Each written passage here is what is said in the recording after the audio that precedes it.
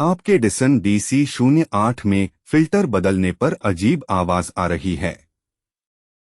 हम केलाटोज IT हैं, तकनीकी मरम्मत के विशेषज्ञ।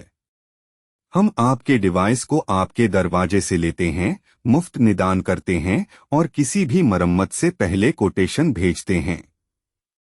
कोई कॉल नहीं, कोई यात्रा नहीं।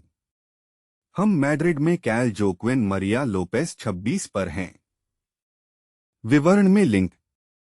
फिल्टर के साथ समस्या हो सकती है, जिससे आपके डिसन DC08 में अजीब आवाज आ रही है। इसे सुधारने के लिए फिल्टर की जांच की जाती है और यदि आवश्यक हो तो इसे बदल दिया जाता है। इसके अलावा आपस में जमी हुई गंदगी या धूल को भी साफ किया जाता है। अगर